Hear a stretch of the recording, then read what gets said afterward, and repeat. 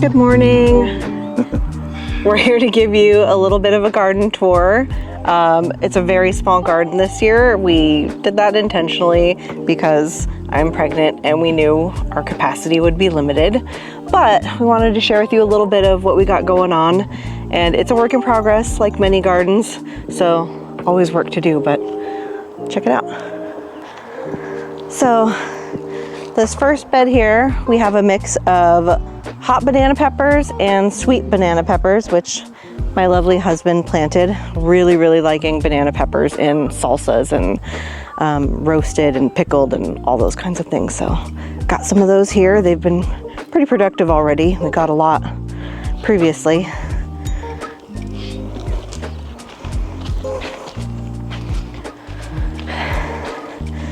The next bed is more peppers and one or two giant volunteer tomatoes.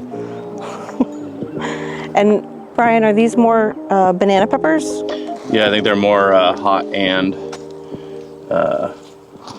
sweet banana peppers. I can't remember if I did one row of hot and one row of sweet on each bed, or if I did all sweet and all hot, but they've all been doing pretty good. Earlier in the growing season, we were getting rain every single night, and over the last week we haven't really gotten much rain, and so we've kind of neglected watering the garden, just kind of forgetting about it. But we'll probably get out here later today and water these plants right here. Check this out. This banana pepper plant, they're all growing upwards, these two plants. Yeah. That's kind of funny looking.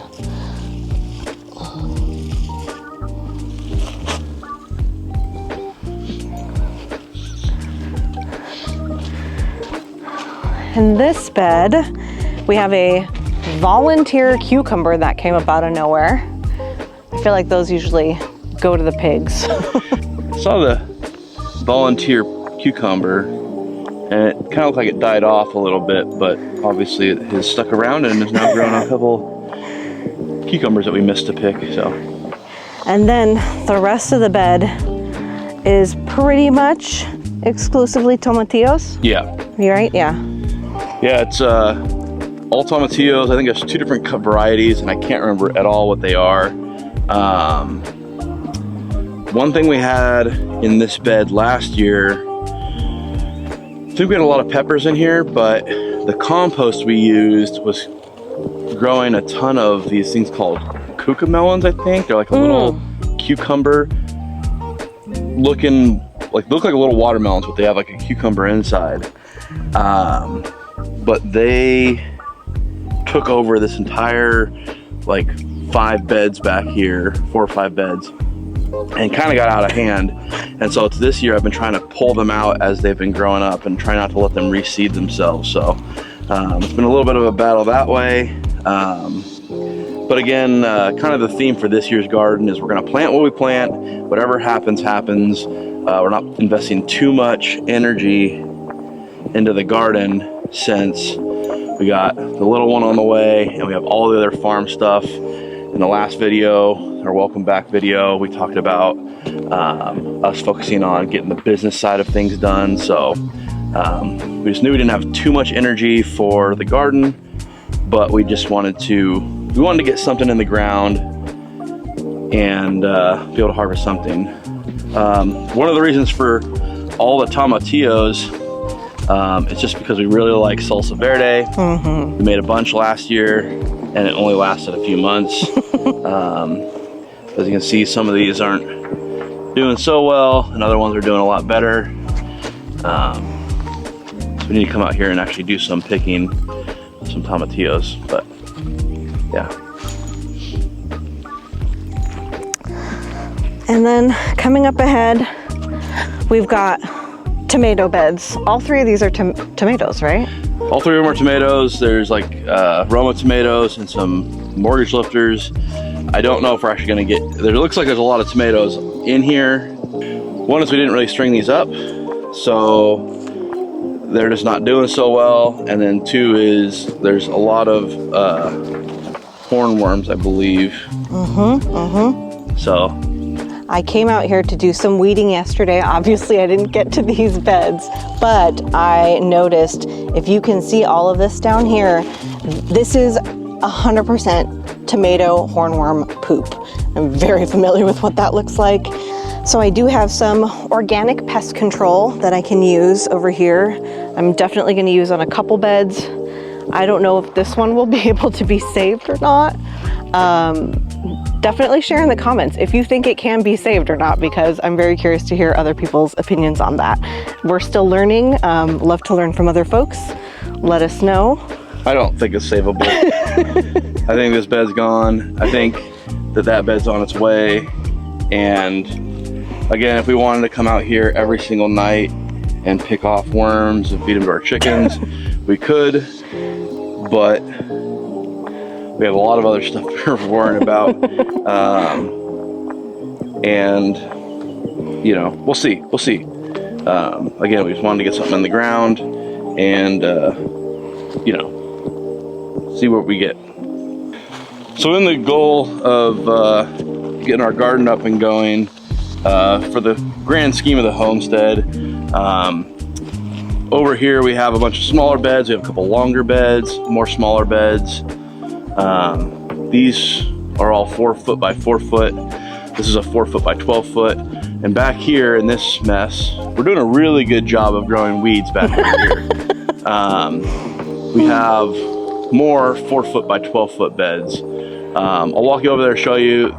A lot of these beds we didn't even get a chance to get cleared out before we could plant anything.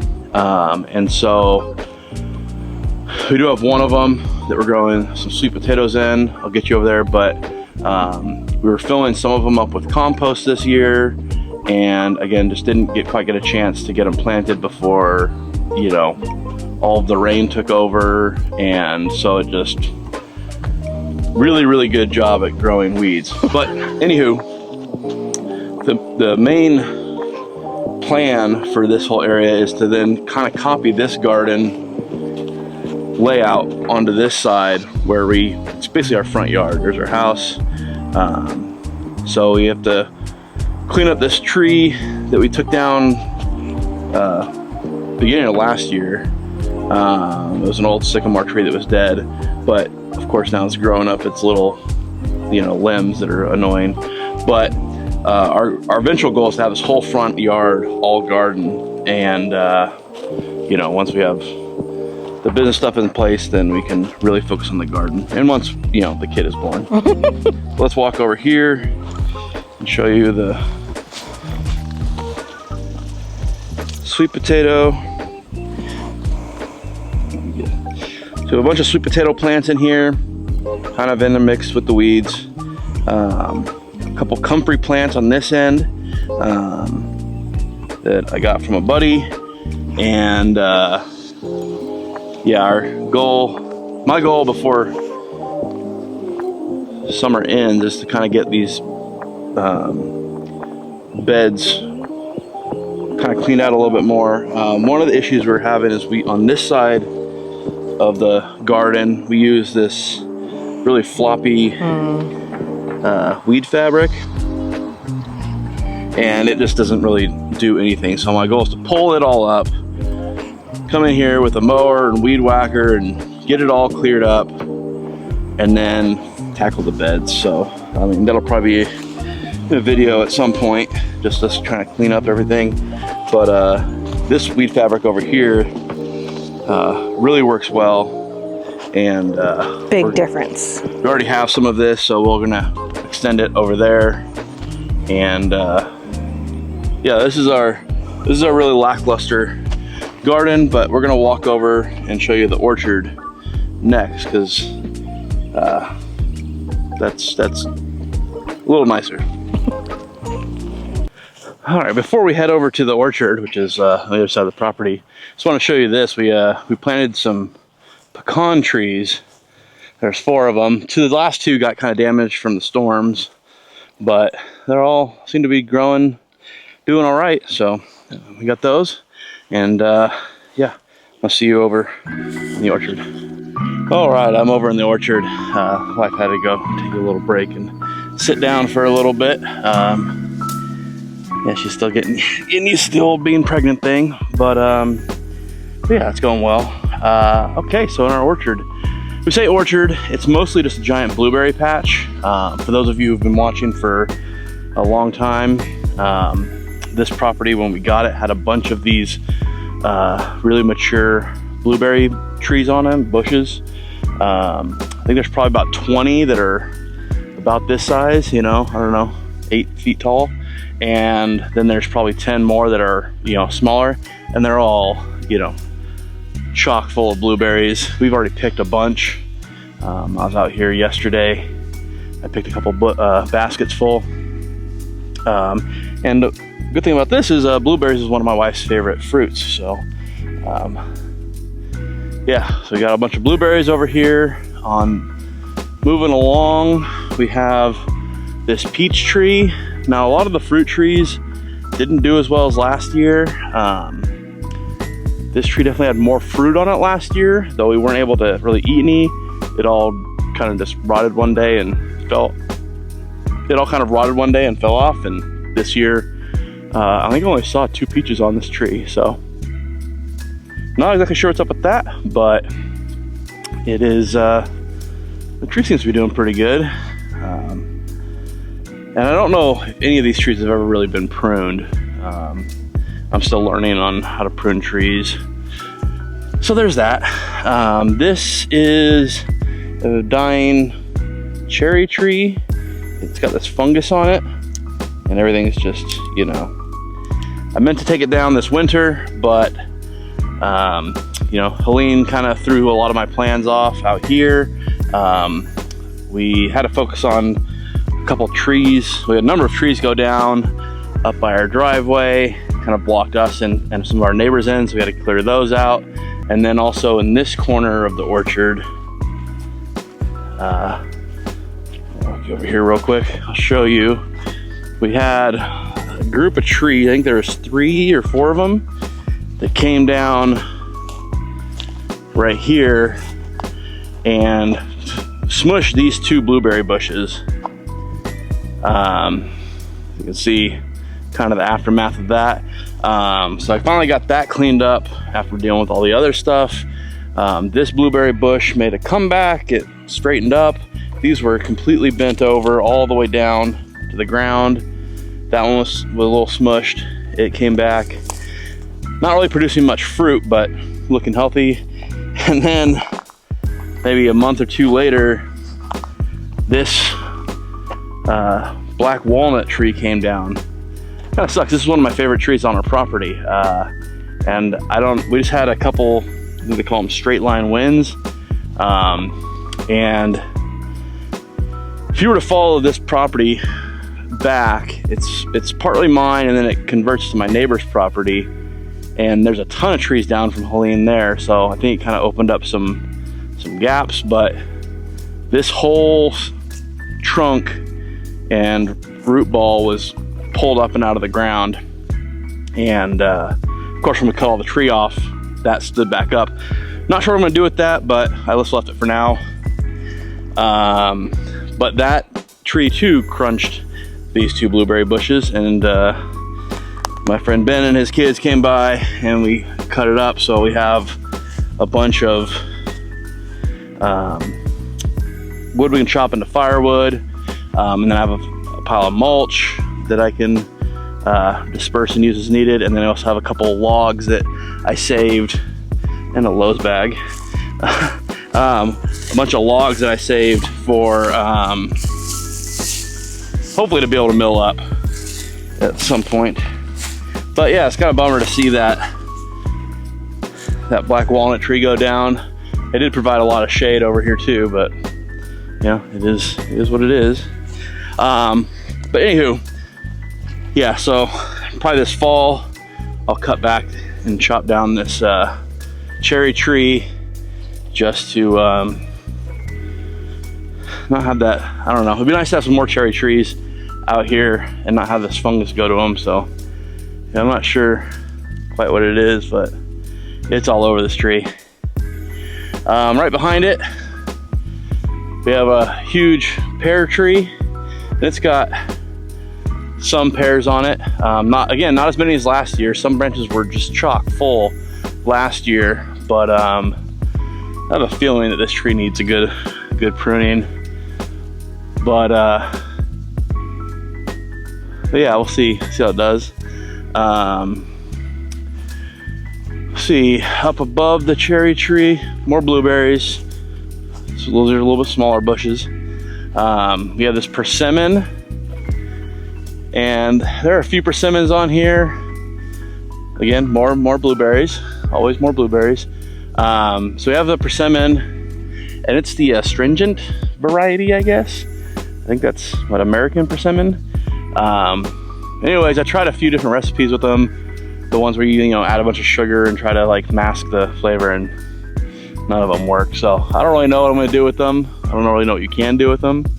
If anybody knows, throw recipe down in the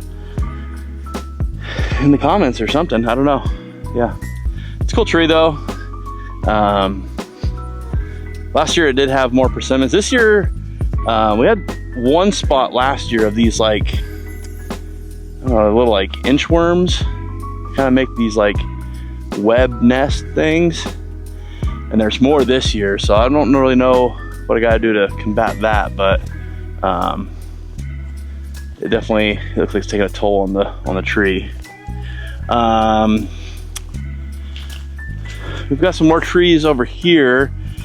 These are two pear trees, and I think they're gonna need a good pruning, but they didn't really produce any fruit this year. This tree looks like it's grown a bunch this year. Looks quite happy, but again, all the branches seem really close, and they kind of grow straight up. So I'm sure I'll have to probably look into how to prune this and this one. I'm not seeing any fruit on these this year. Oh no, there's a pear there. It looks it's seen better. I don't know. Yeah, we'll see. This tree right here is definitely not looking so hot. I don't really know what's going on with it, but it's got all these spots on the leaves and everything. And that one was here. This one we planted here. It's looking like it's seen better days, but it's this tree and this tree, this peach tree, were ones that we had in pots in Alabama, and by the time we were going to plant them down there, we knew we were going to move, so we decided to risk it and plant them up here. And yeah, I don't know, this one's growing, it's all a root stock, so it's probably a crappy type of peach or something. Well, this branch is coming out of the normal size, so we'll see how it goes. The theme of the year, like, it is what it is, we'll get what we get. Not overly concerned. There are a couple interesting things out here that I've noticed. This peach tree and this peach tree were both given to us by my friend Ben, and they were planted at the same time. I think they're the same age when we got them, and this one's 4 times as big as that one. So I'm not sure what it is about this spot, but it's loving life a little bit more than that one. We also have like this apple tree that we got. We got a number of trees from Stark Brothers, and some of them done well, and some of them, like that one's not really doing much. This one's not doing anything. And then we have ones like this over here, which have, grown, they're double, not triple in size. This is an apple variety that I'm not sure, the tag blew off, so it's probably some sort of Honeycrisp or something like that, or maybe a Granny Smith. I know we got Honeycrisp at some point, we got Granny Smith at some point, but it's just interesting. I think the one that died, I think that was probably my fault of not getting in the ground fast enough, but again, this one's not growing too much. So yeah, there's that. And then we got a couple fig I think they're technically bushes here in North Carolina, but this one's grown up a lot bigger than it did last year, so that's cool. And then again, same time, same brand of tree, but this one's a whole lot smaller. So, you know, again, not entirely sure what's going on with that, but you know, it is what it is, and we get what we get. I definitely want the garden and this orchard to be more of a focus,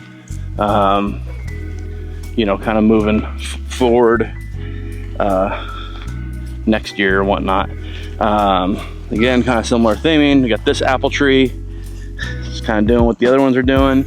This one planted the same time, and it's just as tall as I am, if not taller.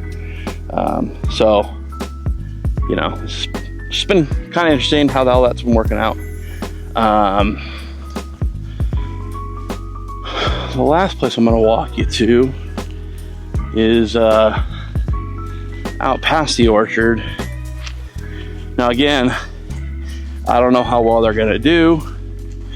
They did sit in a pot an extra year, but we got a bunch of chestnut trees from a local place around here, and I planted them kind of in this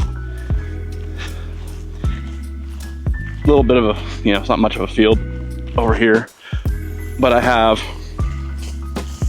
a few of these chestnut trees that one day I'll be able to run pigs under and have them be fat and happy and eating chestnuts and eating the grass over here. So that was a you know, kind of underwhelming garden. I understand that, but we kind of wanted to show you what we got going on this year. You know, it's not every year is a winning year. I think actually the two best gardens that we've ever grown were the 2 years that we ended up selling. First, our property in California, and then again when we sold our property in Alabama. But yeah, so, you know, not much going on in the garden, but again, we weren't really expecting much, so it's not really a huge loss if we don't get a bunch from the garden. It's a little toasty out. And then the orchard, I'm kind of taking over what was already left here. Blueberries are producing a ton, which is cool. We actually use those. We went through, I think, 10 or 11 gallons last year of what we picked. Our friends picked a bunch, but yeah, we just want to get the rest of the orchard a lot healthier. I need to get compost and put compost at the base of every tree and bush, and just maybe start planting some other, you know, plants in between, some companion plants and stuff like that, and yeah, really make it nice out here. So I'm looking forward to doing all that, and yeah, in the meantime, thanks for watching. Have a good night.